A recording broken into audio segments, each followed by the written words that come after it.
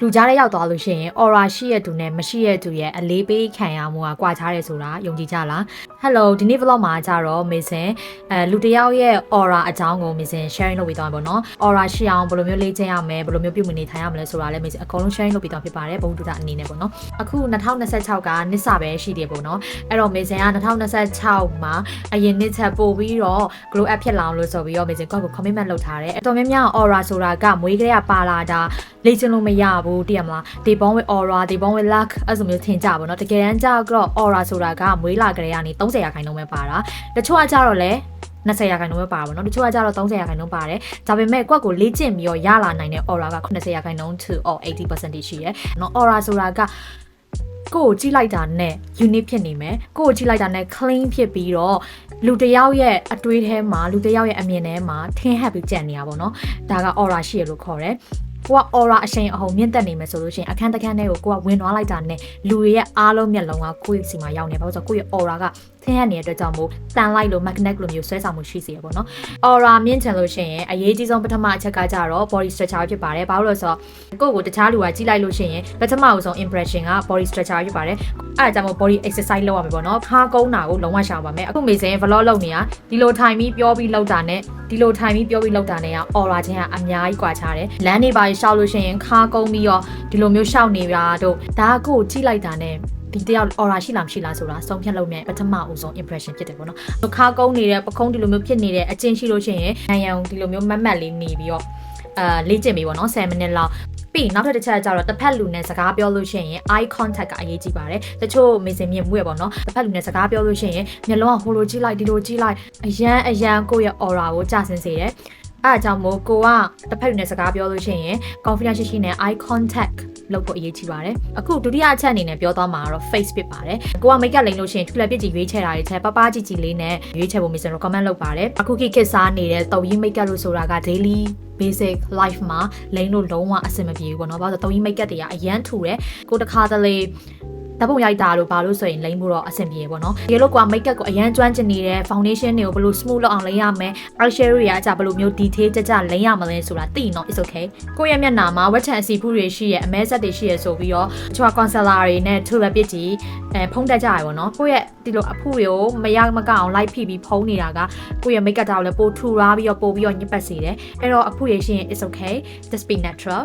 ကိုက skin care တွေလုပ်လို့ရှိရင်လည်း trend တွေနောက်တွေလိုက်မှာထက်ကိုနဲ့တကယ်တဲ့ skin care တွေကိုသုံးဖို့အရန်ရေးကြီးပါတယ် amazing ဆိုလို့ရှိရင်ဒီနောက်ပိုင်း trend နောက်တွေမလိုက်တော့တဲ့နောက်ပိုင်း amazing skin အရန်စိတ်ကျဉ်နေရတယ်ပေါ့နော် skin care rule number 1ကကြတော့ skin barrier ကိုအရန်ဂရုစိုက်ဖို့အရေးကြီးပါတယ် skin barrier ကောင်းလို့ရှိရင်အကုန်လုံး okay ဆိုပြီးတယ်အဲ့ဒါကြောင့်မို့ကိုသုံးတဲ့ skin care set တွေထဲမှာ skin barrier ကို support လုပ်ပေးမယ် routine တစ်ခုကတော့ပါတင်တယ် hydration ကိုဦးစားပေးဖို့အရေးကြီးပါတယ်ကိုယ့်ရဲ့မျက်နှာရေဓာတ်ပြည့်မယ်ဆိုလို့ရှိရင် foundation လိမ့်လို့ရှိရင် makeup တာကြာလေဝင်းလေ glow လေကိုယ်မြင်ကြည့်လိုက်လို့ရှိရင်လည်းကိုကလာပကြော့ရှင်ပြီးကိုယ့်ရဲ့ aura ကိုလည်းမြင့်တက်စေရပေါ့နော် Amazing ရဲ့ skin ကိုတစ်ချိန်တည်းမှာ skin barrier ကို hydration ကို support လုပ်ပေးတဲ့အနေနဲ့ Amazing တစ်ပတ်3ချိန် Amazing review လုပ်ပေးထားတဲ့ Boomerang Shimas ကို Amazing အမြဲတမ်းကပ်ဖြစ်တယ်မကပ်လို့မရဘူး Amazing skin ကတတိယအချက်အနေနဲ့ကြတော့အဝတ်အစားဖြစ်ပါတယ်အဝတ်အစားလို့ပြောတဲ့ချိန်ကြလို့ရှိရင်တကိုယ်လုံး brand တွေဝတ်နေမှာ aura ရှိစေတာမဟုတ်ဘူးเนาะဒီကုလုံး brand ဝတ်ပြီးတော့ aura မရှိတဲ့သူတွေဒီလောကကြီးမှာအများကြီးပဲကိုယ့်ရဲ့ fashion outfit ကရိုးရှင်းလေကိုယ့်ရဲ့ aura ကိုပိုပြီးထင်ဟပ်စေလေဖြစ်တယ်အဝတ်အစား quality ရွေးချယ်တဲ့အချိန်ကြလို့ရှိရင် fabric တွေအရင်ရေးကြည့်ပါတယ် quality ကောင်းတဲ့ဟာကိုရွေးချယ်ဖို့အရေးကြီးတယ်အင်ဂျီအဝတ်အစားတွေ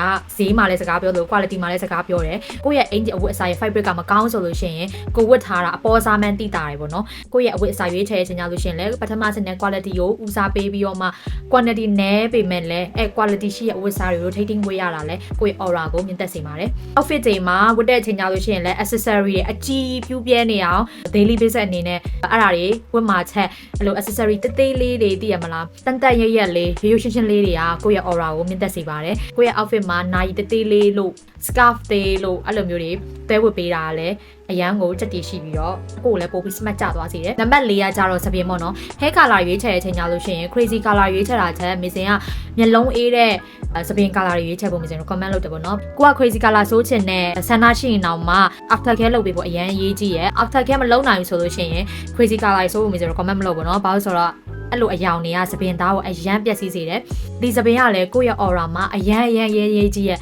important role ထဲမှာပါတယ်ပေါ့နော်စပင်ဖြောင်းဆင်းပြီးတော့အီလေးနဲ့ဆူဆူပြေပြေလေးဖြစ်ပြီဆိုလို့ရှိရင်သူ့ရဲ့ရုပ်တောင်မမြင်ရသေးဘူးအနောက်ကနေကြည့်လိုက်တာနဲ့သူ့စပင်နဲ့တင်ဆွဲဆောင်မှုရှိစေရပေါ့နော်အဲအကြောင်း Mason main လေးတွေကိုဒီကနေ margin ကကိုယ့်ရဲ့ hair care ကို investment များများလုပ်ပါမပြင်းမရိပဲနဲ့ပေါ့နော်တပတ်ကို3ချိန်လောက်ဖြစ်အတစ် oily scalp တွေလုပ်ပြီးပေါ့နော်ဒါကြောင့်လို့ရှိရင် hair treatment တွေကိုတပတ်3ချိန်လောက်3ပေးဖြစ်အောင်တုံးပေါ့နော်ပေါင်းစေးလို့ conditioner လို့ whatever စပင်မကိုယ့်ရဲ့ aura ကိုအရန်ကျဆင်းစေတဲ့အချက်ကကြတော့ဥယေပြားမြင်နေရတာပေါ့နော်ဥယေပြားမြင်နေရဆိုတာကကိုယ်အနောက်ကကြည့်နေတော့မှဒီထိတ်နာလေးမှာဒီကွက်ပြီးဥယေပြားမြင်နေရတာမျိုးဆိုလိုတာပေါ့နော်မျိုးစင်အရင်တော့ဆိုလို့ရှိရင်စပင်အရန်ပါတဲ့ကြောင့်မို့အရန် insecure ဖြစ်ရတယ်မျိုးစင် hair care တွေတေချာလုပ်တယ် review store မှာမျိုးစင်ရောင်းပေးထားတဲ့ product တွေမျိုးတေချာဆွဲသုံးပြီးတော့မှမျိုးစင်စပင် step by step ဘယ်လိုချင်းချက်ဖြစ်သွားလဲဆိုတော့မျိုးစင် vlog ကိုအမြဲကြည့်နေတဲ့သူတွေဆိုရင်ပို့ပြီးသိလိမ့်မယ်ဒါကြမျိုးစင်အပြင်ပိုင်းပြောပြီးသွားပြီပေါ့နော်အခုကကြမျိုးစင်အတွင်းပိုင်းပြောကြမယ်အတွင်းပိုင်းကလည်းအရန်ရေးကြီးရဲ့ inner glow လို့ခေါ်တယ်ပေါ့နော် inner လာတဲ့ aura လို့ခေါ်တယ်ကိုယ့်ရဲ့ aura ကလူကြားတဲ့ tin hat စေချင်တယ်ဆိုလို့ရှိရင် very important thing ကကြတော့ confidence confidence ကအရန်ရေးကြီးရဲ့ confidence ပျောက်သွားလိုက်တာနဲ့ကိုယ့်ရဲ့ aura က-1 ထိရောက်သွားနိုင်တယ်။ဘာကြောင့်လူကြားရကြလို့ရှိရင် confidence ရှိနေဖို့အရန်ရေးကြီးရဲ့ confidence ရှိအောင် Mason ဘယ်လိုလုပ်လဲဆိုလို့ရှိရင်ပထမအဆင့်အနေနဲ့တော့ Mason စာများဖတ်တယ်ပြီးကြလို့ရှိရင် Mason podcast တွေနားထောင်တယ်ပြီး YouTube မှာconfidence ရှိအောင်ဘယ်လိုမျိုးပြုမှုနေထိုင်ရမလဲဘယ်လိုလိုက်နာရမလဲဆိုတဲ့ tips တွေကို Mason note မှတ်ပြီးတော့တစ်ချက်စဉ်းစီတိုင်းကိုMason တခြားကြီးလိုက်နာရပါတော့။ဒီအချက်ကျတော့တချို့ရကြတော့ cringe ဖြစ်တယ်လို့ခံစားရပါတော့။ဒါပေမဲ့ Mason လည်းအစလောက်လုံးကကျတော့ cringe ဖြစ်တယ်လို့ခံစားရတယ်။ဘာလဲဆိုတော့မနက်ထလာနဲ့မန်ရှိမှာ Mason မန်ကြည့်ပြီးတော့ငါလာတယ်ငါတော်တယ်ငါဆွဲဆောင်မှုရှိတယ်ငါ confidence ရှိတယ်ဆိုတဲ့ဟာကို Mason 3ချိန်ကွက်ကိုမန်ထဲမှာကြည့်ပြီးပြောရပါတော့ဒါလည်း Mason အရေးကြီးရလို့ Mason ခံယူတယ်ဘာဖြစ်လဲဆိုတော့ဒီလိုနေတိုင်းပြောပေးတာဟာကိုယ့်ရဲ့အုံနောက်ထဲကိုရိုက်တွင်းပေးရပါတော့ကိုယ့်ရဲ့အုံနောက်ကဒါကိုမက်ယူသွားပြီးတော့ကိုယ့်ရဲ့အတွင်းစိတ်ကအလိုမျိုးအုံနောက်ကပြောတဲ့အတိုင်းပြုမှုနေရပါတော့အဲအကြောင်းဒီ tip လေးကိုလည်းလုပ်ကြည့်ဖို့ Mason comment လုပ်ပါတယ် Mason personality ခံယူထားတဲ့အချက်ကကြတော့ဒီကဘာကြီးဟာဒီနောက်ပိုင်းပို့ပြီးတော့ superficial ဖြစ်လာတယ်ကိုယ့်ရဲ့ appearance ကတက်ရက်နေတယ်ဆိုလို့ရှိရင်ပို့ပြီးတော့ဒီလောကကြီးမှာပို့ပြီး chance ပိုများတယ်ပေါ့နော်အဲကြောင့်မို့ Mason ကကိုယ့်ရဲ့ appearance ကိုဂရုစိုက်တယ်အလောက်ခွင့်မပြဘယ်နေရာပဲဖြစ်ဥပဒေရုပ်ကောင်းတဲ့သူနဲ့ဥပဒေရုပ်မကောင်းတဲ့သူဆိုလို့ရှိရင်ဥပဒေရုပ်ကောင်းတဲ့သူကပို့ပြီးတော့ chance ပေးခံရတယ်ပေါ့နော်အဲအကြောင်းမို့ကိုယ့်ရဲ့ဥပဒေရုပ်ကောင်းအောင်အမြဲတမ်းကွက်ကိုအတွင်းစိတ်ရောအပြင်ပိုင်းရောအဲအကြောင်း Mason ဂရုစိုက်တယ်ဖြစ်တယ်လို့မနေဘူးပေါ့နော်အရင်လုံးကဆိုလို့ရှိရင်ပြင်းတယ်တိတ်ပြီး take skin နေဆိုလဲ take care လေးမရှိဘူးဒီနောက်ပိုင်းဆိုလို့ရှိရင်ပို့ပြီးတော့ဂရုစိုက်လာတယ် Mason follower တွေလည်းစိတ်ဝင်စားတယ်ကိုယ့်ရဲ့ aura မြင့်ချင်တယ်ဆိုလို့ရှိရင် Mason ဒီနေ့ change လုပ်ပေးသွားတဲ့အချက်တွေအသုံးဝင်လိမ့်မယ်လို့ Mason မျှော်လင့်ပါတယ်အားလုံးပဲလူကြားထဲမှာကိုယ့်ရဲ့ aura တွေထင်ဟပ်ပြီးတော့ဆွဲဆောင်မှုရှိပြီးတော့ကိုယ့်ရဲ့ဘဝမှာအားလုံးအဆင်ပြေချုံးမိပါစေလို့ Mason ဆုမွန်ကောင်းတောင်းပေးလိုက်ပါတယ် bye bye love you